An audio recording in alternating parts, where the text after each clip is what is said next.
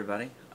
So I am going to be doing a new series, I believe. I'm going to see how well it goes of sculpting and how I do sculpting.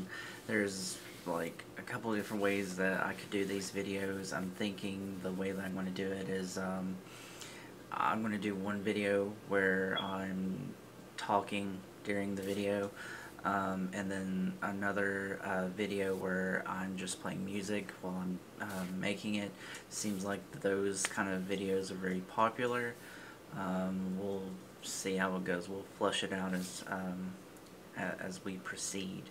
But I'm just going to use this as a preface video for this series, and just go over some of the sculptures I've already done and things I am currently working on. Tug Knuckles. So he's a squid, as you can see, and I actually have a 3D printed version of him as well. He's a little bit smaller, and usually I just have him sitting on top of him like that. So here's what I'm currently working on. So what I often do, I do regular sculpting, but I also do these Munnys, and they're art toys. So as you can see, he's got articulated arms, and he also can turn his head. So Munnys are actually created by Kidrobot, and you can paint them, put clay on them, whatever you want to do with them.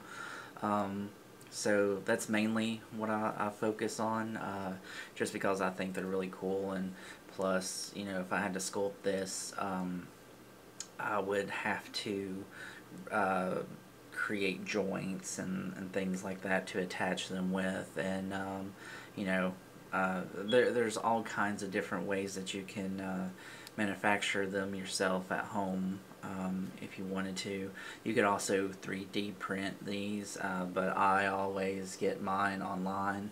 As you can see, well, it's too bright, but on the bottom of them they do have a Money World stamp if they're genuine Munnys. But I mean, if you're starting out, you could 3D print them, or they have knockoff ones that you can order on eBay, like a big bulk set for like 20 bucks or something like that, which is a lot better than this one. Just the base Munny cost $10. So and as you can see with this guy, he's got two sets of arms, so I actually had to take these arms off of a different Munny, so he was a little bit more costly in the long run. But I wanted to make a four-armed creature, so this is what I went with that, and this is what I'm currently working on. I've still got to do his antennas. I've got to sand them down. I'm going to do like a somewhat of a ribbon around there, and that's essentially all I'm going to do with him. I'm going to make an aphid though, because he's an ant farmer, and ants actually farm aphids for their excretion.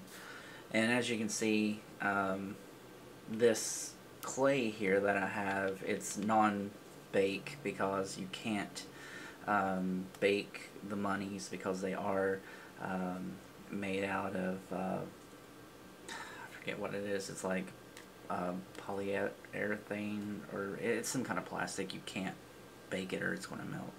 So what I use is the epoxy sculpt, and it comes in 2 containers, and when you mix them together, they begin to harden after a while. You can use water. It makes it a little bit more pliable, and the water also keeps it, you know, to where you can work with it longer without it drying out, because as soon as the air dries, then it's done. And also, you definitely want to use gloves. You really want to wear a respirator. I work in a very ventilated area.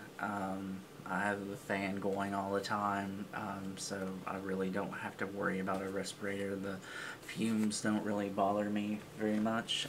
They might bother you. So another one of the Munnys I made, and probably looking at this guy, you would never guess that it was a munny, but it is. So this guy's arms is what I used for the ant farmer. He didn't need his arms because I made branches for his arms, and there's some dust that's accumulated on it. But as you can see, his head spins just like the other munny does. And this is a brain tree, and I drew inspiration from the brain tree from Neopets, because Neopets was a big thing in my life at a younger age. This is the oldest one that I have. This is the first one that I really did, and it sucks because his arm fell off, but it's an Aztec themed munny, and this was of a quote-unquote series that I did of Morg's Murder Dolls, because at one point, instead of Captain Tatterflag, I was doing everything under Morg, so I thought it was really cool. And my wife painted this one.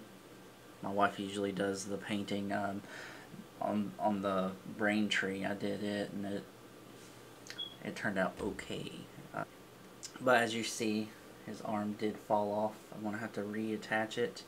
I'm going to try to fish it out of there and then reattach it. That way it still will have movement and everything. And then kind of coupled with that was the second one that I did, and it was also a murder doll. And so with this series I kind of did actual like hair, like the other one had yarn for hair, whereas this one kind of has troll hair, and it waves a lot. But I mean, you can see they have a lot in common. And I also have another gigantic munny that's an 18-inch that I did, that is Woodsy is his name, and I've got pictures over on my Instagram if you want to check that out. I'm going to try, he's downstairs, I'm going to bring him up here and display him, so you might see him in the background or something. Usually over here on this pirate ship that I have, it's for D&D. Have yet to paint that. We might do a video about that too.